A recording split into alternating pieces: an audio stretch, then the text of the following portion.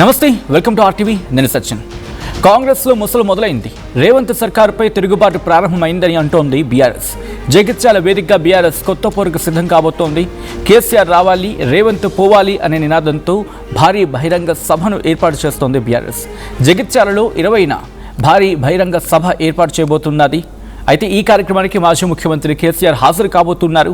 కేసీఆర్ సమక్షంలో గులాబీ కండువా కప్పుకోబోతున్నారు మాజీ మంత్రి జీవన్ రెడ్డి. జీవన్ రెడ్డితో పాటు వేలాది మంది కార్యకర్తలు బీఆర్ఎస్లో చేరేందుకు సిద్ధంగా ఉన్నారంటోంది బీఆర్ఎస్.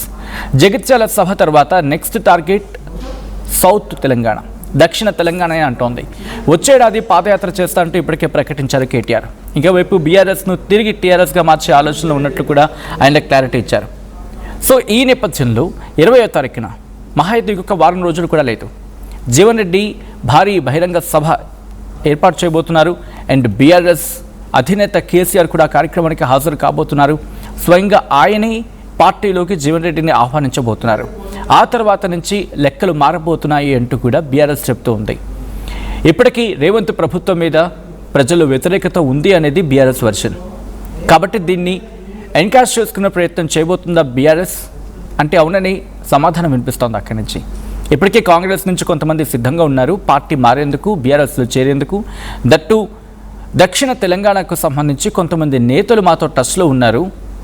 వాళ్ళ విషయంలో అంటే వాళ్ళ గురించి మాట్లాడుకునే క్రమంలో వాళ్ళలో అసంతృప్తి గుర్తించి ముఖ్యమంత్రి పీసీసీ వాళ్ళతో మాట్లాడే ప్రచారం చేస్తున్నారు. ఇన్ఫ్యాక్ట్ వాళ్ళతో మాట్లాడే ప్రయత్నం చేస్తున్నారు, వారిని బుజ్జగించే ప్రయత్నాలు చేస్తున్నారంటూ బీఆర్ఎస్ ఇక్కడ చెబుతున్నమాట. ఈ నేపథ్యంలో 20వ తారీఖు తర్వాత ఇటు బీఆర్ఎస్ గేర్ మార్చబోతోంది. అండ్ జీవన్ రెడ్డి చేరిక తర్వాత మరిన్ని చేరికలు ఉంటాయి. దట్టు దక్షిణ తెలంగాణ ఫోకస్గా ఉంది అంటూ కూడా మాట్లాడుకుంటున్న క్రమం. ఈ నేపథ్యంలో బీఆర్ఎస్ వ్యూహం ఏంటి, దీని గురించి డిస్కషన్ చాలా జోరుగా జరుగుతోంది. ఎందుకంటే కేటీఆర్ కొద్ది రోజుల క్రితం మాట్లాడుతూ ఆయన చేసిన స్టేట్మెంట్ గురించి ఇన్ఫ్యాక్ట్ ఆయన చిచ్చాట భాగంగా మాట్లాడుకొచ్చిన అంశాన్ని ఇక్కడ ప్రస్తావిస్తున్న పరిస్థితి ఉంది. వచ్చే ఏడాది పాదయాత్ర చేస్తా అంటున్నారు కేటీఆర్. ఆ తర్వాత బీఆర్ఎస్ను తిరిగి టీఆర్ఎస్గా మారే అవకాశం ఉంది, ఆ ఆలోచనలో ఉన్నారు అంటూ కూడా బీఆర్ఎస్ వర్గాలు చాలా జోరుగా విస్తృతంగా చర్చించుకుంటూ ఉన్నాయి. సో ఈ నేపథ్యంలో ఇటు కేటీఆర్ ఇన్ఫ్యాక్ట్ పాదయాత్ర ప్రారంభించడం కేసీఆర్ బయటికి రావడం, అట్ ద సేమ్ టైం బయటికి రావడం ఇన్ ద సెన్స్ భారీ బహిరంగ సభ ఏర్పాటు చేయడం మళ్ళీ, అండ్ జీవన్ రెడ్డి పార్టీలో జాయిన్ కావడం, కరీంనగర్ ఇంపాక్ట్ చూపించే అవకాశం ఉంటుంది అక్కడ. దాంతోపాటు దక్షిణ తెలంగాణ ఇటు ఫోకస్డ్గా ఉంది. దక్షిణ తెలంగాణ నుంచి మరికొన్ని చేరికలు ఉంటాయంటూ బీఆర్ఎస్ చెప్పడం ఈ మాటలకు మరింత బలాన్ని చేకూరుస్తోంది. నిజంగా చేరే అవకాశం ఉందా? మీరేమనుకుంటారు? కామెంట్ చేసే ప్రయత్నం చేయండి. బట్ బిఫోర్ దట్ ఇదే అంశానికి సంబంధించి జీవన్ రెడ్డి రియాక్ట్ అయ్యారు. ఆయన ఏమన్నారో చూద్దాం. రాష్ట్రంలో మారుతున్నటువంటి ఒక రాజకీయ పరిణామాలు మనం గమనిస్తూ చెప్పండి. ఇప్పుడు ఎప్పుడైనా కానీ మనం మార్పు అనేది బెటర్, ఒక మంచి కొరకు జరగాలని చెప్పి కోరుకుంటామే. ఇలా 2023 సాధారణ శాసనసభ ఎన్నికల్లో అంతవరకు సుదీర్ఘంగా మరి తెలంగాణ రాష్ట్ర పురోభివృద్ధి కొరకు తెలంగాణ రాష్ట్ర ఉద్యమ నాయకుడైనటువంటి ఒక కేసీఆర్ గారు చేసినట్టుగా కృషి అందరం గమనించి కూడా ఏదైతుందో మరి ఇంకా మెరుగైన పాలన కావాలి అనే ఒక భావనతోని మరి అప్పుడు కాంగ్రెస్ పార్టీకి అవకాశం కల్పించడం జరిగింది. వారు ఆనాడు ఏదైతుందో రైతాంగాన్ని కేవలం మద్దతు ధర కల్పనే కాదు, మద్దతు ధర కల్పనతో పాటుగా పెట్టుబడికి తోడ్పడాలనే ఒక భావనతోని దేశంలో ఎక్కడ లేని విధంగా ఏదైతుందో రైతు బంధు కార్యక్రమాన్ని ప్రవేశపెడితే ఇలా రైతు బంధు, రైతు భరోసా అనే ఒక నెపంతో ఏ విధంగా నీరుగార్చబడుతుంది, మధ్యలో 2 పంటలు ఏదైతుందో మరి అది అమలు చేయబడలేకపోవటం.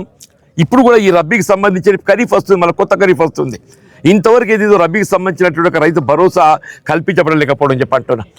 ఇలా రైతాంగాన్ని ఈ దేశాన్ని పట్టాడు అన్నం పెట్టేవాడు రైతు అని చెప్పంటారు. అటువంటి రైతు పురోభివృద్ధి ప్రధానంగా ఎంచుకునేది ఎత్తుందో దేశంలో ఎక్కడ లేని విధంగా రైతు బీమా కార్యక్రమం అమలు చేసిండ్రు. ఆడబిడ్డలకు ఏది ఎత్తుందో మరి తోడ్పడే విధంగా కళ్యాణ లక్ష్మి కార్యక్రమాన్ని అమలు చేసిండ్రు. ఇలా పురిటి నొప్పులతో బాధపడేటువంటి ఒక తల్లికి ఏది ఎత్తుందో కేసీఆర్ కిట్ అందింపజేసిండ్రు. ఆ కార్యక్రమాలన్నీ కూడా వాళ్ళు నీరు కార్చబడుతుందని చెప్పంటున్నా. ఈ 2 సంవత్సరాల కాలంలోనే కాంగ్రెస్ పార్టీ తిరోగమన చర్యగా మరి రాష్ట్రాన్ని వెనక్కి నెట్టడంతో మరి నాలాంటి వాడు ఏదైతుందో దశాబ్ద తరబడి కాంగ్రెస్ పార్టీతో పనిచేసి కూడా భవిష్యత్తు కాంగ్రెస్ పార్టీలో అంధకారం కనబడుతుందని చెప్పంటున్నా. భవిష్యత్తు కాంగ్రెస్ పార్టీలో అంధకారం కనబడుతుందని చెప్పంటున్నా. ప్రజలకు ఇచ్చిన ఒక వాగ్దానాలు ఇవి కూడా నెరవేర్చబడలేకపోవడంతో ఏదైతుందో మరి అన్నాడు ఏ మార్పు కావాలనేటువంటి ఒక భావనతోని కాంగ్రెస్ ప్రభుత్వాన్ని ఏర్పాటు చేసుకోవడం జరిగిందో వాళ్ళు కేవలం 2 సంవత్సరాల కాలంలోనే ఏదైతే ఉందో మార్పు కావాలి, ఇలా రేవంత్ రెడ్డి గారు పోవాలి, కేసీఆర్ గారు రావాలి అనే ఒక నినాదం ఇలా ప్రజల నుండి వస్తుంది, ఇది ప్రజల నుండి వస్తుందని చెప్పంటాను నేను. ఇవాళ ఏదో ప్రస్తుత పరిస్థితుల్లో ఎవరైనా కానీ మంచి కావాలని కోరుకుంటాం. నేను ఆశించిన మంచిని అక్కడ పొందలేకపోయినప్పుడు ఈ భవిష్యత్తు తెలంగాణ ప్రజానీకానికి సంక్షేమానికి ఎవరు పాటుపడతారో వారి సారథ్యంలో పనిచేయడం నా వంతు బాధ్యత భావిస్తాను చెప్పంటాడు. వారు జగిత్యాలకు వస్తున్న సందర్భంగా రేపు 20వ తారీఖు నాడు ఏదైతే ఉంది ఇక్కడ మరి పెద్ద బహిరంగ సభ ఏర్పాటు చేయాలనేటువంటి సంకల్పంతో వారి సమయాన్ని కేటాయింపు ఇచ్చినందుకు వారి హృదయపూర్వక ధన్యవాదాలు చెప్తున్నాను. ముఖ్యంగా ఈ సమావేశము ఇలా కేవలం జగిత్యాలకే పరిమితమని కాదు, యావత్ ఉత్తర తెలంగాణ ప్రాంతానికి చెందినటువంటి ఒక ఈ వేదికను అందరం కూడా కలిసికట్టుగా దీన్ని సఫలీకృతం చేసుకోవాలి. తప్పకుండా ఈ సభ అనేది ఏదైతే ఉందో ఈ ప్రజా వేదిక ఇది ప్రజా ఆకాంక్షకు ఇది అద్దం పట్టే విధంగా ఉంటుందని చెప్పంటాం. ఈ వేదిక ప్రజా ఆకాంక్షకు అద్దం పట్టే విధంగా ఉంటుందని చెప్పిన ఒక భావన వ్యక్తం చేస్తూ నేను సెలవు తీసుకుంటాను. జై తెలంగాణ.